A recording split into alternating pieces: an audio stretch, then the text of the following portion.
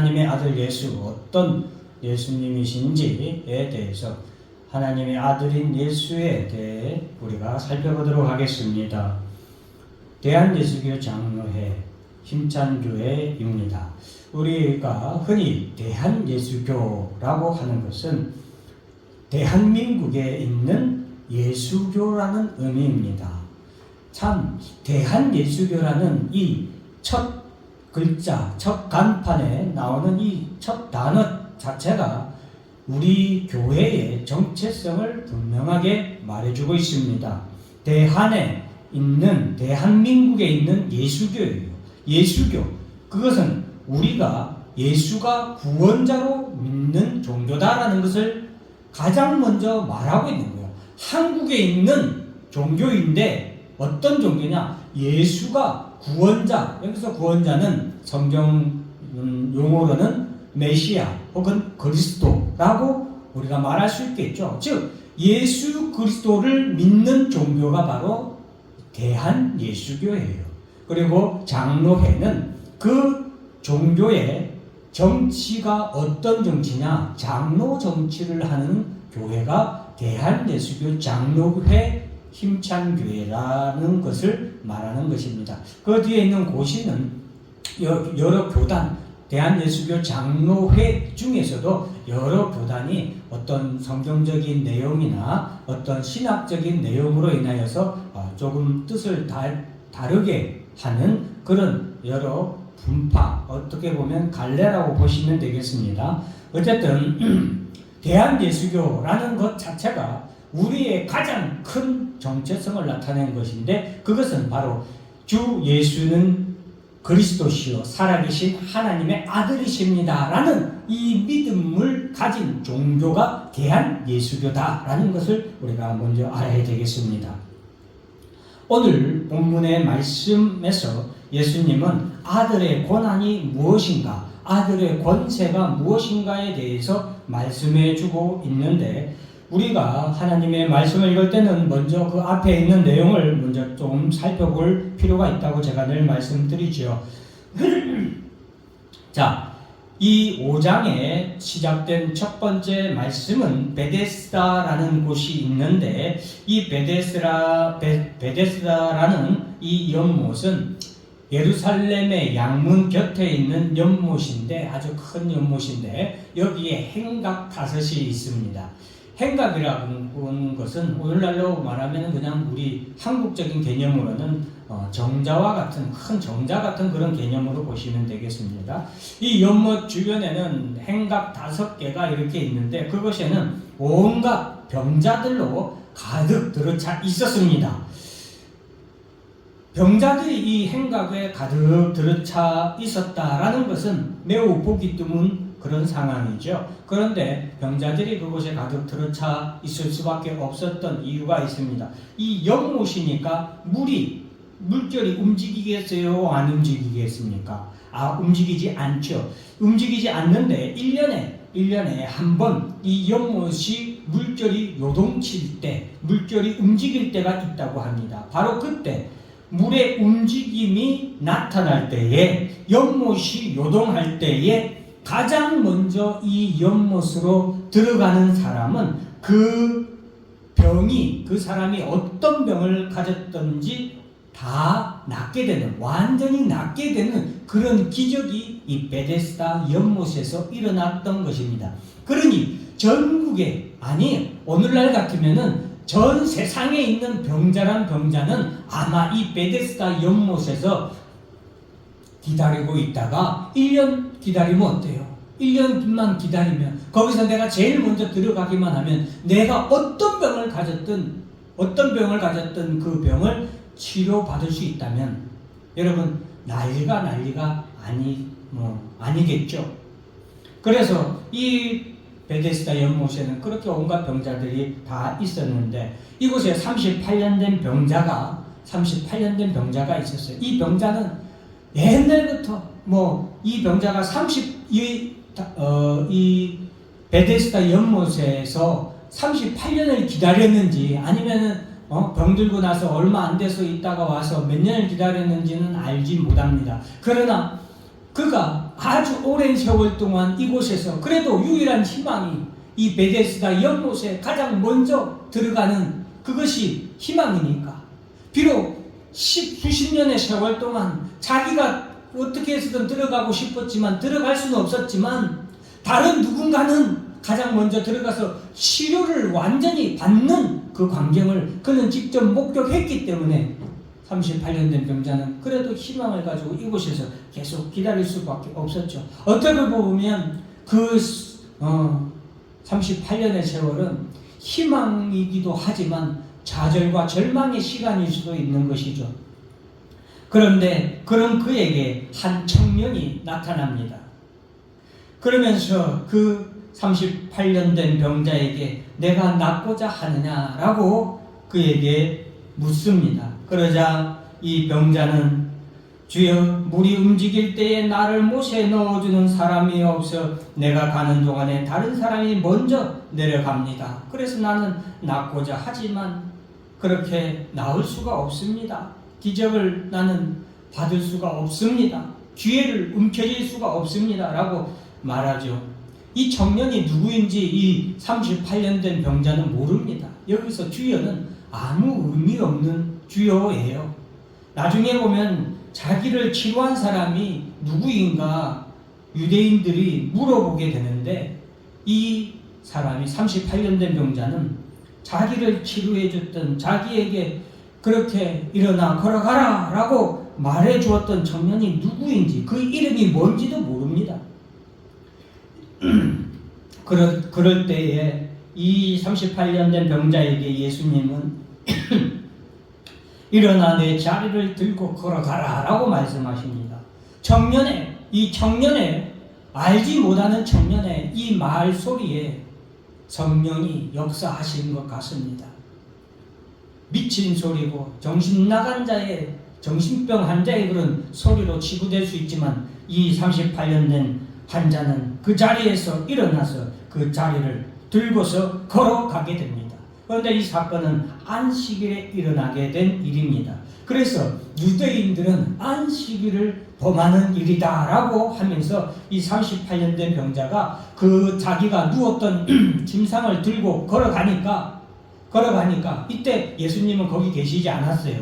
38년 된 병자는 자기가 예수님이 이제 말씀하셔서 다 나았으니까 그 침상을 들고서 이제 자기 갈 길을 가는데, 유대인들이 오라, 저것이 주일날에 저렇게 침상을 들고 걸어 다니네. 침상을 드는 것 자체가 주일을 범하는, 안식일을 범하는 일하는 행위로 이렇게 취급을 받았기 때문에 그 청년에 대해서 말하니까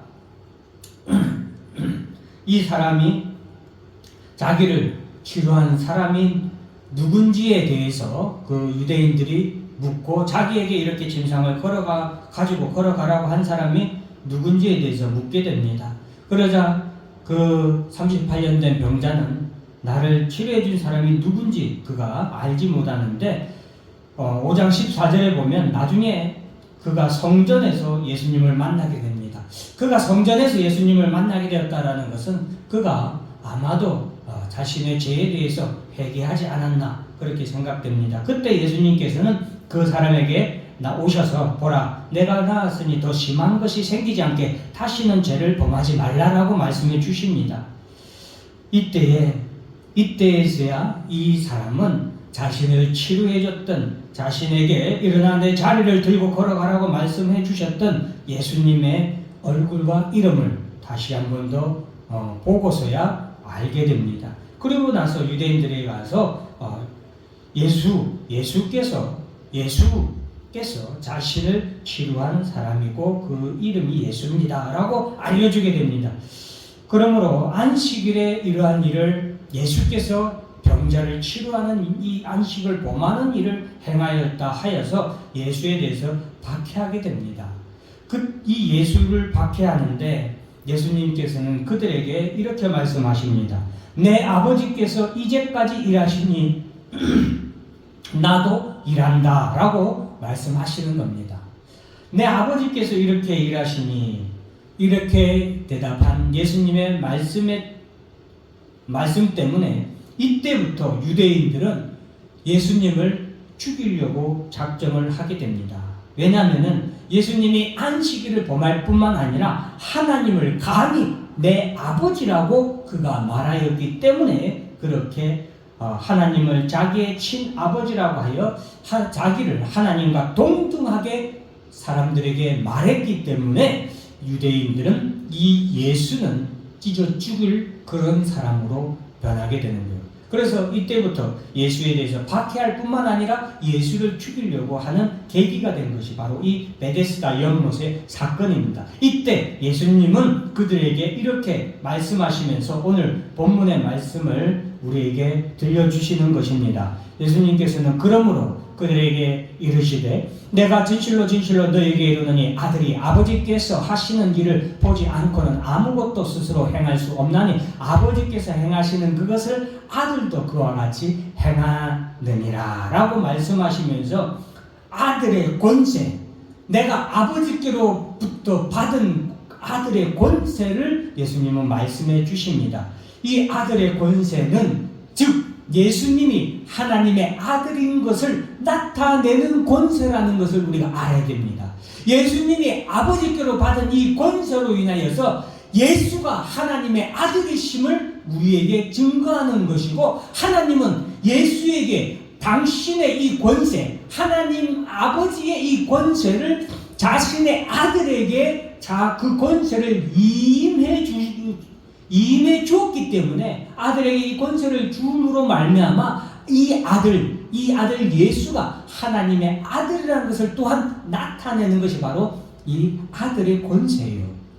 본래는 아버지의 권세였지만 이제는 아들에게 주었는데 이 아들에게 아버지께서 이 권세를 주신 이유는 이 아들이 하나님과 동등한 성자 예수님이심에도 불구하고 이 땅에 하나님의 뜻을 이루기 위해서 그 하나님의 뜻은 그 하나님의 자녀들, 하나님의 택하신 백성들을 죄와 사망으로부터 구원하시기 위해서 이 땅에 인간의 모습으로 이 땅에 오시는 그것부터 시작되는 것이죠. 그로 인하여서 예수님이 이 땅에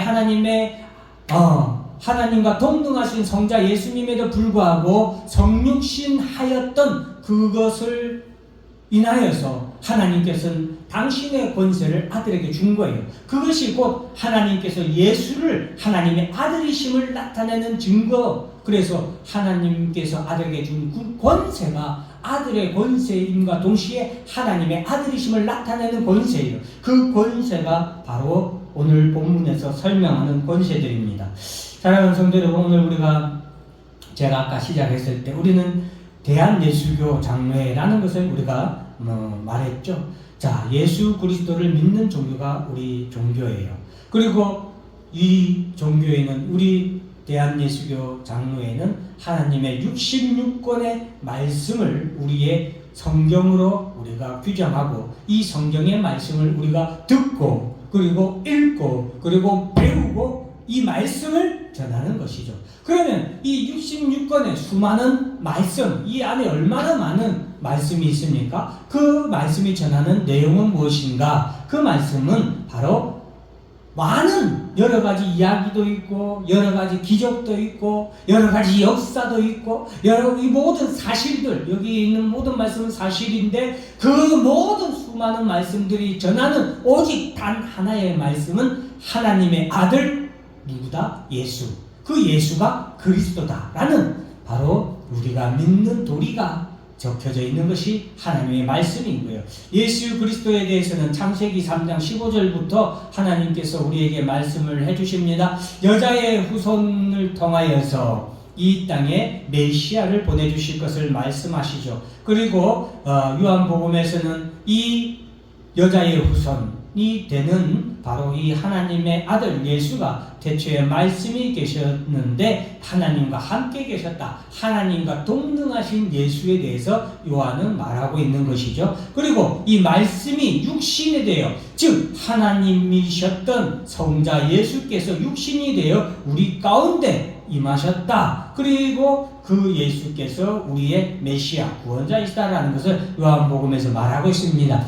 예수님께서는 이 땅에 오셔서 하나님의 말씀을 전하셨습니다. 그 하나님의 말씀이 뭐였냐? 바로 예수님이 전하신 하나님의 말씀은 예수가 하나님의 아들이시요 그리스도라는 것입니다. 그래서 예수님은 하나님의 말씀대로 성경이 말하는 그리스도가 바로 나다라고 전한 것입니다. 그래서 요한복음 4장 25절에 보면 여자가 이르되 메시아 곧 그리스도라 하는 이가 오실 줄을 내가 아느니 그가 오시면 모든 것을 우리에게 알려주시리라 라고 말씀하십니다. 그때 예수님께서 뭐라고 말씀하십니까?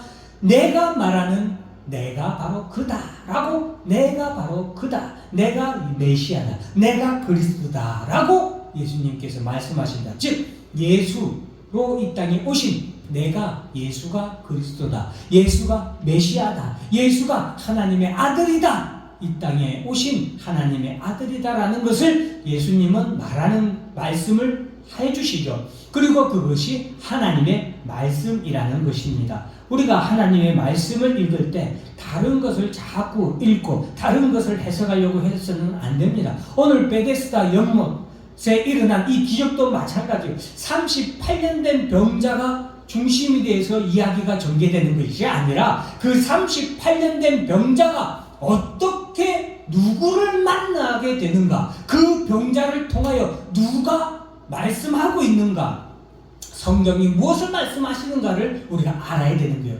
38년 된 병자가 어떤 믿음이 있었다, 어떤 인내와 노력이 있었다, 그것이 중점이 아니라 그 38년 된 병자를 고치신 이가 누구인가, 그 병자를 내가 일어나 내 자리를 들고 걸어가라 라고 말씀하신 분이 어떤 분인가, 그가 바로 예수였다라는 것. 이 사람이 그를 알지 못하였지만 나중에 그 예수를 만나고 성전에서 다시 만나서 유대인들에게 전한 이름이 뭐였냐 이거죠. 유대인들에게 전한 이름, 나를 명하여서 일어나 내 자리를 들고 걸어가라 라고 말씀한 그 사람이 예수였다는 것이죠. 그 예수가 하나님의 아들이었다라는 것을 기억하라고 성경은 우리에게 말씀해 주고 있는 거예요.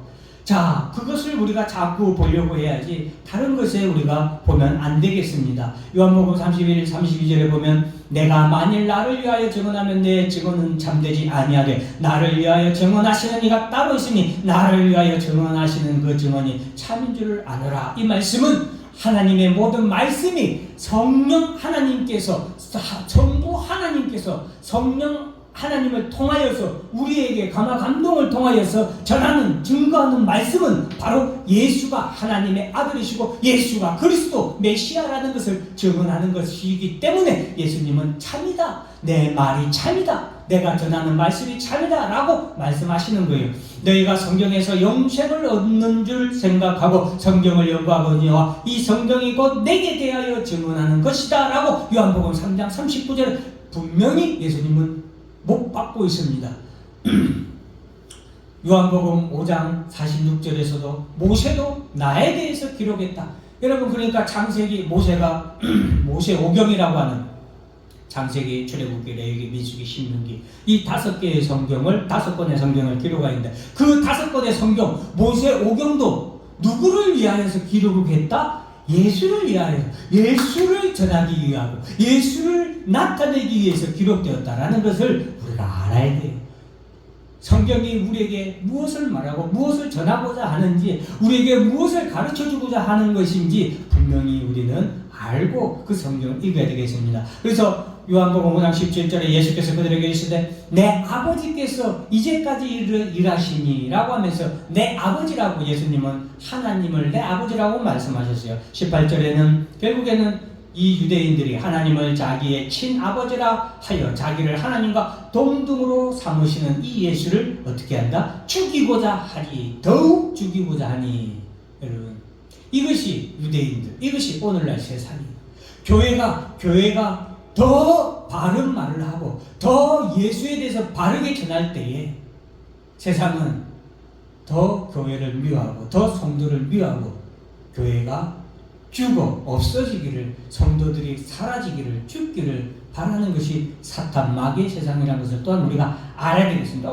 그러면은 예수님이 말씀하시는 이 베데스다 연못에 38년 된 병자에게 나타났던 예수 그리스도의 기적이 우리에게 나타내는 말씀은 무엇이냐? 첫 번째, 아들도 행한다. 지금 예수님은 여기서 하나님의 아들이라고 못 받고 말씀하시는 거예요.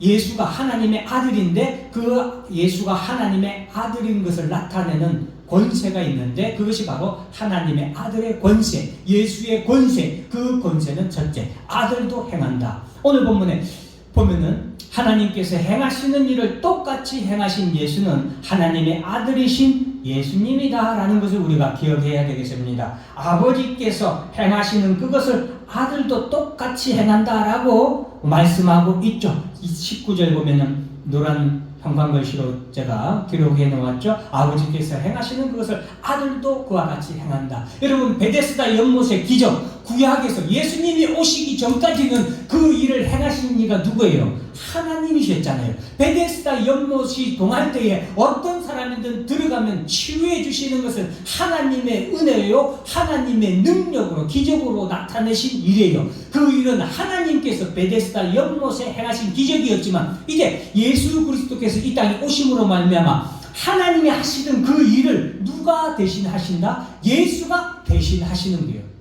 예수가 대신 하시는데, 예수가 대신 하시는 그 일은 1년에 한 번 연못이 동하는 그때를 위한 것이 아니라 예수 그리스도를 만나고 예수 그리스도께서 일어나 걸어가라 라고 말씀하시는 그 말씀의 능력으로 인하여서 그 기적이 일어나는 것이죠. 아버지께서 하셨던 그 일을 누가 한다? 아들이 하기 때문에 바로 예수가 하나님의 아들이심을 나타내는 것이고, 바로 그러한 권세가 예수가 하나님의 아들이시다라는 것을 우리에게 말씀해주고 있다는 것을 우리가 꼭 기억해야 되겠습니다. 지금 베데스다 연못에 그러한 능력이 나타납니까? 이제는 나타나지 않죠. 왜? 이제는 예수 그리스도를 통하여서 이러한 구원의 기적이 나타나는 시대이기 때문에 그렇습니다. 여러분, 그렇기 때문에 아버지께서 하시는 그 일을 예수님이 내가 한다. 그것이 바로 아들의 권세다라는 것을 우리가 기억해야 되겠습니다. 자, 두 번째는 아들도 살린다. 아들의 권세예요. 예수의 권세예요. 아버지께서 죽은 자들을 일으켜 살리심 같이 아들도 자기가 원하는 자들을 살리느니라. 진실로 진실로 너에게 이르노니 죽은 자들이 하나님의 아들의 음성을 들을 때가 오나니 곧 있더라. 듣는 자는 살아나리라. 아들도 뭐한다? 살린다. 구약에서 하나님께서 살리신 자들이 있죠. 하나님께서 죽은 자들을 살리셨죠. 엘리야를 통하여서 과부의 죽은 아들이 살아났잖아요. 그런데 이제 누가 살린다? 아버지가 살렸는데 이제는 누가 살린다? 아들이 살리는 거예요. 그 살리는 권세, 그 권세가 아버지께서 아들에게 주신 권세예요. 그렇기 때문에 예수가 살리는 이 권세는 바로 예수가 하나님의 아들이심을 나타내는 권세예요. 아들의 권세인 거예요. 아들도 자기가 원하는 자들을 살린다. 자기가 원하는 자들, 좀 이따가 말씀드리겠지만 자기를 원하는 자들은 바로 예수가 그리스도시여 하나님의 아들이심을 믿고 영접하는 자들이 예수가 원하는 자들이에요. 예수가 사랑하는 자들을, 예수가 원하는 자들을 예수님은 살리는 권세가 있다는 거예요. 그리고 하나님의 아들 예수의 음성을 들을 때가 온다. 곧 있더라. 듣는 자는 살아나리라. 아들의 음성, 아들의 음성이 어떻게 들리느냐? 그것은 예수님께서 이미 우리에게 한 번 그 예시를 보여주셨어요. 그것은 뭐예요? 예수님이 아들의 음성을 들을 때가 오는데 그때 듣는 자는 살아나리라 했잖아요. 그것을 이미 예수님 이 땅에서 한번 우리에게 어떻게 행하실지 보여주셨어요. 그것은 나사로야 나오라 라고 예수님이 누구의 이름을 불렀어요? 나사로의 이름을 불러서 나오라 라고 했잖아요. 하나님 나라로부터 천군 천사들과 이 땅에 강림하실 때 예수님께서는 우리 성도들의 이름을 부르십니다. 그때 우리는 죽은 죽은 자 가운데서 어떻게 한다? 살아나게 된다. 그때가 우리에게 오게 된다라고 예수님은 말씀해 주십니다. 요한복음 11장 43절에 이 말씀을 하시고 큰 소리로 나사로야 나오라 부르시니 죽은 자가 수족을 메고 동인채로 나오는데 그 얼굴은 수건에 쌓였더라. 예수께서 이르시되 풀어놓아 다니게 하라 하시니라. 여러분, 아들도 자기가 원하는 자들을 살린다라는 이 말씀은 예수를 하나님의 아들이심과 동시에 그리스도이심을 믿고 영접하는 자들, 그들이 바로 예수가 살리는 자들이다. 자, 세 번째로 아들의 권세, 영생을 준다. 아들에겐 영생을 주는 권세가 있다. 요한복음 5장 24절에 내가 진실로 진실로 너에게 이르노니 내 말을 듣고 또 나 보내신 이를 믿는 자는 영생을 얻었고 심판에 이르지 아니하나니 사망에서 생명으로 옮겼느니라. 여러분, 아들에게는 영생을 주는 권세가 있는데 이것이 바로 예수가 하나님의 아들이라는 증거요, 그리고 예수의 권세라는 것을 기억하시기 바랍니다. 예수가 하나님의 아들이시고 그리스도이심을 믿는 자들에게 바로 이와 같은 권세를, 영생을 주는 권세를 우리가 예수님에게 있다라는 겁니다. 네 번째로 아들이 심판하는 권세를 받았습니다. 하나님이 본래는 하나님께 이 모든 권세가 있었지만 아들에게 심판하는 권세를 주셨습니다. 그래서 아버지께서 아무도 심판하지 아니하시고 심판을 다 아들에게 맡기셨으니 이 말씀은 참 저는 이렇게 해석을 합니다. 아버지께서 아무도 심판하지 않았어요. 그렇기 때문에 오늘날 악한 자도 때로는 성공도 하고 선한 사람이 때로는 불의를 당하기도 하는 거예요. 왜? 하나님은 아직까지 아무도 심판하지 아니하시고 모든 심판을 누구에게 맡기셨기 때문에, 예수 그리스도께 맡기셨기 때문에 그래요. 그래서 예수님이 이 땅에 오시는 그날에는 온전한 심판, 온 우주적인 심판이 이루어지는데 그 심판은 악한 자들은 뭐예요? 죽은 자의 부활로, 그 29절에 나오죠. 선한 일을 행한 자는 생명의 부활로 일어나는 것이 바로 예수 그리스도께서 이 땅에 오셔서 아버지께서 아무도 심판하지 않았던 그 심판을 행하시는 그때 일어나는 사건입니다. 그러니 오늘날 우리가 악한 사람이 잘 산다고 해서 우리가 하나님에게 원망하고 하나님에게 불평할 것이 아니요. 악한 사람들은 예수 안 믿고도 악한 일 저지르고도 죄를 짓고도 잘 산다고 좋아할 것이 아니요. 아들이 심판할 때가 온다라는 사실을 우리가 기억하시길 바랍니다. 또 인자됨으로 말미암아 심판하는 권세를 주셨네요. 아까 말했죠. 예수님 인자됨으로 성육신하여 이 땅에 오심을 통하여서 이 권세를 예수님이 받은 거예요. 자, 선한 일을 행한 자는 생명의 부활로, 악한 일을 행한 자는 심판의 부활. 둘 다 부활이에요.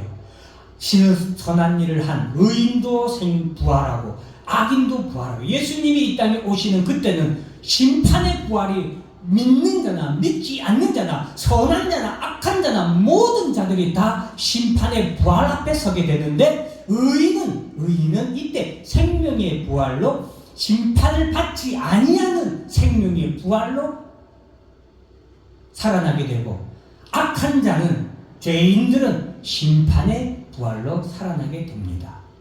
그래서 생명의 부활이라고 한 것은 바로 이 앞에 3번에 영생을 주는 아들의 권세로 말미암아 사망에서 생명, 자, 심판에 이르지 아니하나니 라고 했죠. 이 생명의 부활, 이 예수님이 주신 생명을 가진 자들은 심판에 이르지 아니하는 부활을 하게 되는 것이다 라는 거예요. 아들이 심판한다라고 했죠. 하나님 앞에서 선한 일, 여기서 아까 우리가 선한 일을 행한 자는 생명의 부활, 악한 일을 행한 자는 심판의 부활이라고 했죠. 여기서 선한 일과 악한 일은 무엇이냐? 그것은, 선한 일은 오직 하나뿐이에요. 이 세상에 선한 일은 오직 하나뿐, 예수를 하나님의 아들이시여 그리스도이심을 믿는 그것이 오직 선한 의의 이신득구라고 할 수 있겠죠. 악한 일은 예수를 하나님의 아들로도 그리스도로도 믿지 않는 것입니다. 그래서 요한복음 16장 8절 9절에 그가 와서 죄에 대하여, 의에 대하여, 심판에 대하여 세상을 책망하시라. 죄에 대하여라 함은 그들이 나를 믿지 아니하며, 죄가 뭐다? 예수를 하나님의 아들이고 그리스도라고 믿지 아니한 것, 그것이 뭐다? 죄라는 거예요. 예수 안 믿고도 건강하다고, 예수 안 믿고도 잘만 산다고, 예수 안 믿고도 끄떡 없다고, 아무 탈 없다고 큰소리치는 교만한 사람들, 아들의 음성이 들릴 때에 심판의 부활로 예수 앞에 서게 될 것을 여러분 두렵고 떨리는 마음으로 여러분 머리를 조아리는 그런 여러분들이 되어야 됩니다. 속히 회개하고 예수 앞으로 나와 예수를 영접해야 됩니다. 여러분, 내가 진실로 너에게는 내 말을 듣고 또 나 보내신 이를 믿는 자는 영생을 얻었고 심판에 이르지 아니하나니 사망에서 생명으로 옮겼다라고 하신 이 말씀을 여러분 꼭 기억하시길 바랍니다. 사랑하는 성도 여러분, 부활의 때에 하나님의 아들 예수의 음성을 들을 때에 나사로야 나오라는 예수의 음성을 들을 때에 예수께서 이 땅에 다시 오실 그때에 온 세상에 하나님의 아들 예수의 음성이 울려 퍼질 그때에 무덤 속에 있는 자들도 살아나고 그리고 모든 성도들이 부활할 때가 반드시 옵니다. 여러분, 오늘 베데스다 연못에서 38년 된 병자를 살리신 하나님의 아들 예수, 그 예수에게 어떤 권세가 있는지 오늘 예수님은 나타내 보이셨는데, 이러한 예수를 믿고 영접함으로 말미암아 주님이 우리의 이름을 부를 때에, 성도 여러분들의 이름을 부를 때 다같이 생명의 부활로 부활하여 하나님 나라에 임하는 그날이 속히 오기를 기도하겠습니다. 다같이 기도합니다.